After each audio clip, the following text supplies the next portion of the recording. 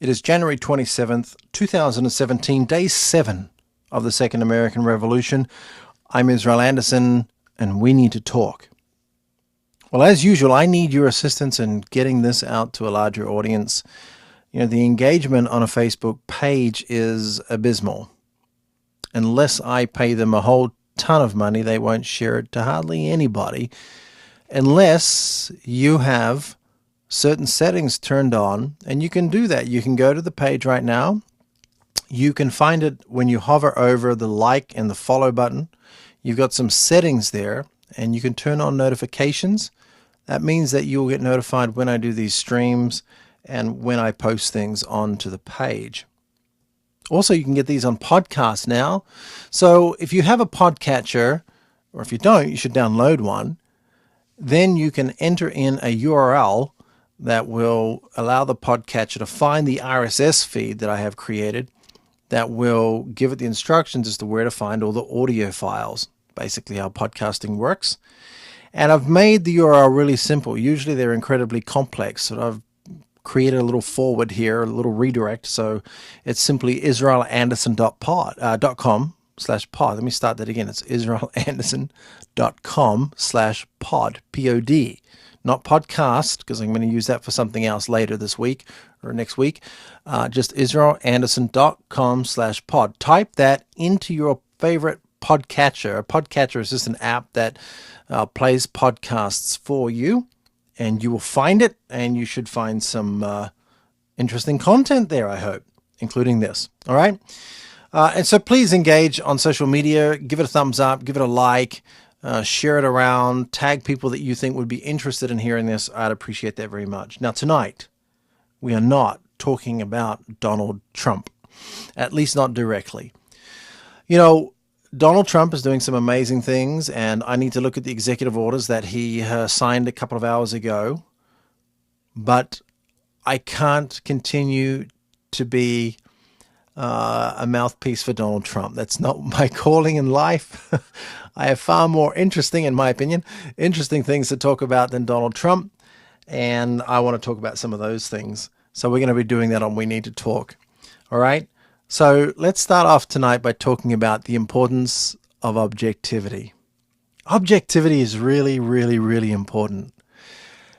It doesn't mean you can see every side of a debate. That can be very challenging, but it does mean you're making an attempt.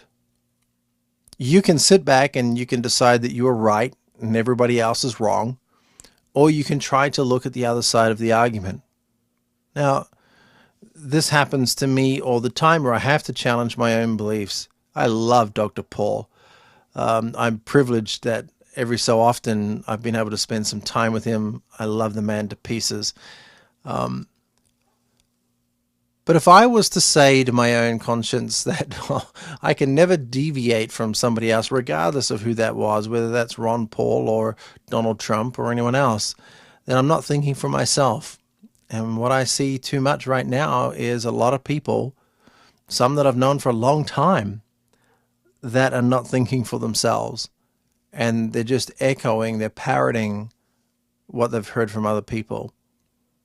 Well, I'd like to challenge you to start to really think about opposing sides to what you believe. Something that's really useful is simply to start thinking about the exact opposite of what you currently believe right now. If you're pro-choice, put yourself in the position of a pro-lifer. And if you're pro-life, put yourself in the position of someone that is pro-choice. And try to understand the argument from their perspective. Now, I'm adamantly pro-life. I'm pro-life because those of you that know my story know that, I did not grow up on the right side of the tracks. I wasn't born with a silver spoon in my mouth. And my mother gave birth to me when she was still 15 years old. And she kicked me out of home when I was 7. I ended up living in orphanages from 7 through 13. And when I was given back to her at 13 years of age, she kicked me out again a few days later. And I ended up living on the streets of Newcastle in Australia for almost 3 years. Now, you probably say that I'm a person that a pro-choicer would go, see, it would have been better that you were aborted. Look at what you went through. Funny that, isn't it? Yet here I am, absolutely and adamantly pro-life. We shouldn't judge the potential of a human being just because of the start that they had in life. There's a lot of very, very interesting and famous people that had terrible starts to life. But people, if you're truly pro-choice, give people the choice to either stay in poverty or make something of their lives. I chose to make something of my life. And when you say you're pro-choice, I would say actually you're trying to remove all future choices of that individual. You're not pro-choice at all. You're the complete opposite of pro-choice. You're anti-choice. You don't want that child to have any choices in its life ever. So put yourself in the shoes of somebody else who believes something completely different to you and try to understand it from their perspective. I'm not saying you're going to then change your mind, but you can at least begin to understand the other side of the argument a lot more effectively, and that's just going to help you in life. The other thing I want to talk about tonight is your ego. It's funny, Donald Trump has an ego. We all have an ego. And the difference between Donald Trump's ego and your ego is mainly that he has a platform to put it on full display. Some of us, as we become aware of our ego, we begin the practice of enlightenment, of consciousness, of being able to observe our egos. And I've done talks on this before, and I encourage you to listen in when I do talk about consciousness. In fact, we'll do that just slightly here in just a second. But Donald Trump's ego is one thing. You focusing on it and talking about it constantly and posting on Facebook about it and everywhere else, that's just your ego being put on display. So if you go and look at the White House Twitter feed at POTUS, or you go look at Donald Trump's Twitter feed at Real Donald Trump, and you click on each tweet and you start looking at all the @replies, and you see there the absolutely monstrous display of ego. And everybody's beating their chest and wanting to show that they're right and Donald Trump is wrong and he's a buffoon. And people's egos get very, very cruel and mean. And so if you want to start exploring consciousness with me, I would really encourage you to do so. There was an event that happened to me July 1st, 2015. So about 18 months ago. And this was something that led me on the path of enlightenment. My car was stolen after I just packed it the night before for a very long road trip, and everything was gone. The next morning, something very, very, as we discovered that the car had been stolen, something very interesting happened to me. It never happened to me before. I became acutely aware of my own feelings and emotions that I was feeling towards the vehicle being stolen, my whole life being stolen. It's about $25,000 worth of equipment that I had in the vehicle. That led me on a journey that continues to this day, this discovery of consciousness, of being able to observe the thinker, of being able to observe the feelings and emotions that you might have, and to understand that you are not your feelings, you are not your emotions, and you are not your thinker. Now, Descartes said, "I think, therefore I am." Sounded great at the time, and it's probably one of the first quotes that a philosophy major or minor will learn. We hear it quite often, actually. I think, therefore I am. But Descartes was completely incorrect. And that's okay. He was sharing his awareness for his time. And as humans have really changed, I don't like to use the word evolve because I don't really mean the word evolve. It's a handy word. But as we have become more conscious over time, we've begun to understand that we are not our thoughts. Our thoughts are not who we are. Thinking is a tool. It's something we can use to understand the world. It's something we can use in the practice of day-to-day life. But we are not our thoughts. Our thoughts are a mechanism that we have. And so if you look at modern day consciousness, the modern day consciousness movement, it's moved away from this whole new age thing to a more very rigid rigid in that it's a scientific understanding of how the human psyche is wired, how the spirit and the soul is wired together, how the universe is wired, how this all works. And obviously we're a long way from a full understanding, but this is a big step forward in being able to understand who you are. Let's do a little exercise here. I want you to close your eyes for me. And right where you sit or you stand, I want you to start to feel your fingers. And I want you to move your fingers. I don't want you to rub them together. I just want you to feel them. Just feel them.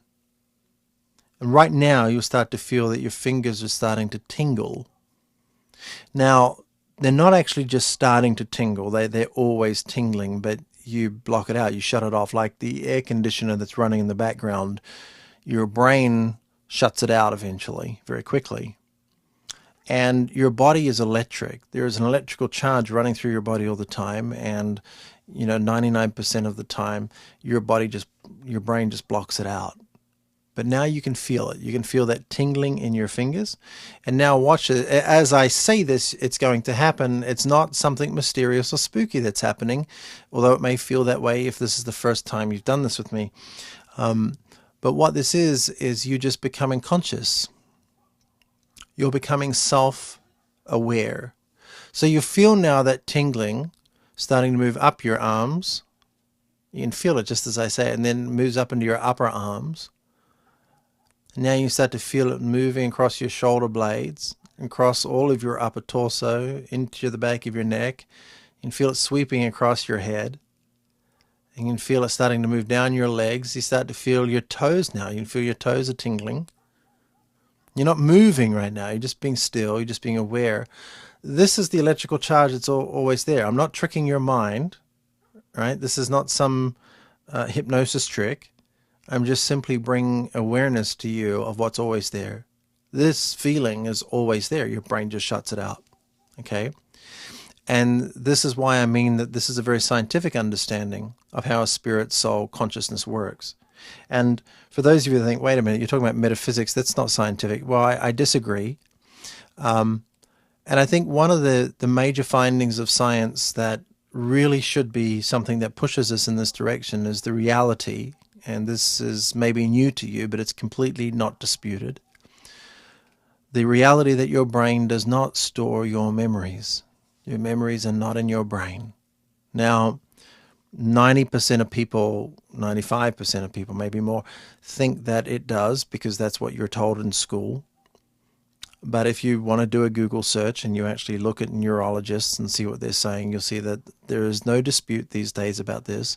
We know very factually that the brain does not store our memories. There are no memory traces in your brain as were once supposed. They don't exist. That leads us into an understanding of consciousness and how we store memories that has to be separate from materialism. The metaphysics is not anti-science. It's just another branch of science. It's a new branch of science. And it has a lot really in relationship with gravity. We understand gravity. We see the effects of gravity.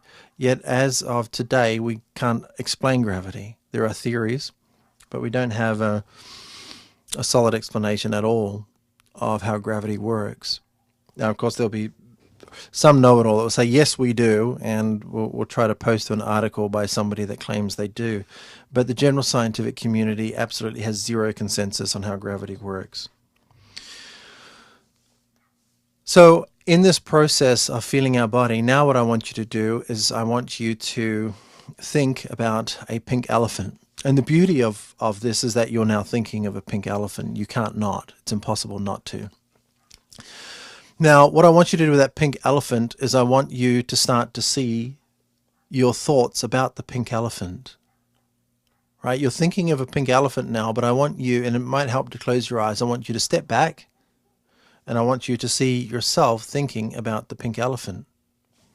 What do you think about that pink elephant? Observe your thoughts. And I'm going to end this real soon. I'm not going to go too deep here, but we're going to keep going at this stuff for forever, just not tonight. But look at the way that you think about that pink elephant. Now, you've got all kinds of imagery. Let's paint that pink elephant up a little bit. So let's put some designs on it. Let's put some splashes of paint on it. And everything that you see now on that pink elephant is from you, not from me. I gave you the pink elephant, but you put everything else on it, right? Now, let's say it's standing on something. I don't know what it's standing on, but you're the one that just put that there, okay? Now, what I want you to do is try to step back. And sometimes it helps if you just close your eyes. And if you would just kind of step back and look at your thinker. Look at the way that you are thinking about the pink elephant. Now, this doesn't always happen for everybody. It happens for very few. I really recommend you learn more about this. And as we go through 2017 and forever, we'll doing a lot more exercises on this, and I'll help you to start to observe yourself. This is the beginning of self-awareness. This is the beginning of understanding who you are and how you're wired, how you tick. Once you begin to understand how you tick, you begin to understand how everybody else does. And it's worth it if just for that. If you want to truly understand other people, if you want to understand where people are at, why they think the way they do, if you want to make greater understanding of the world, why it is the way it is, the first step is to understand who you are, to understand how you tick. Until you do that, you'll never understand how anybody else works. This has been one of the major problems with psychology and psychiatry. That these people are not conscious. They've just been taught things in an educational institution that they're then passing on to others. They're using all these practices and whatnot, but they don't understand how the human mind actually is. You are not your thinker. Descartes was wrong. You are not because you think. You simply are. God said it very clearly. I am. It's not that you think, it's not anything. You simply are. So, why is this important? Because it helps us to see that our ego is not who we are. You are not your ego. Your ego is a very powerful tool that can be used for self-preservation. But it's not who you are. You've noticed over the years, if you've been following me for a little while anyway, that my tone online has radically changed. Radically changed, especially in the last 18 months, since my car was stolen. And it's changed because I'm able to look at what I write and see from a different perspective. I'm able to step back and look at it and read that and realize, wait a second, that's not me, that's my ego. I don't need to say that. Look at the way that I'm being defensive or even offensive, and the way I want to be right, and I'm going to beat my chest and yeah, I'm right, and let me prove you wrong, and you're a this and you're a that, and that's the ego. The ego fears death, and it thinks everything's going to kill it. I want you to start to step back from your ego and to understand that your ego is a powerful tool that will come into play when it's needed. But when you start to live through your ego like Donald Trump is, then what's going to happen is you're going to be getting yourself into a lot of trouble. The world's not going to make a lot of sense to you when you keep living through your ego. And it's going to be your ego butting up against everybody else's ego, because almost all people today live through their ego. I hope that was helpful to you. I really do. This is the very first We Need to Talk that I have live streamed on Facebook. So welcome everybody that's watching this on Facebook. Love you all so very much. Please engage, give it a thumbs up, give it a share. tag somebody. If you're listening to this on the podcast through a podcatcher, woohoo! Well done, because I don't know anyone who is yet. So maybe somebody is tonight. And let me just end with this. I'll probably end every show with this. So if you don't want to hear it again, you can just switch it off right now. Thank you so much for being with me today. I really appreciate you. I honor you for your time that you've spent with me. I hope that I've been able to add some value to your life. And maybe this will add some value to your life as well. 4 years ago, Doug Weed, who was the senior campaign advisor to Ron Paul in his presidential campaign, and Ron Paul's oldest son, Ronnie Paul, Rand Paul's brother, we got involved in a network marketing business called Isogenics. And we're not ashamed of this. We're quite proud of it. It's the best thing out there. And we're looking for two kinds of people. We're looking for people that want fantastic health solutions, because that's our market. And we're also looking for the rarer person that actually wants to link arms with us in business and introduce us to more people and create bona fide, it's not a lie, it's real because I'm living on it. It's my sole source of income. Passive residual income. It's real, it's legitimate. This is not a pyramid scheme or scam, anything like that. Many of the Pauls and the extended Paul family are involved in this. I'm not name dropping. This is just, we're all business partners. This is what we do. So there is a video on my profile. You can go find it, where I'm sitting down with Ronnie Paul and we spend about 40 minutes talking about this. But if you're interested in getting healthy, or if you're interested in creating extra income in 2017, then reach out to me. I'd love to hear from you. Thank you so much for joining me tonight on We Need to Talk. I will see you tomorrow. Have a great night.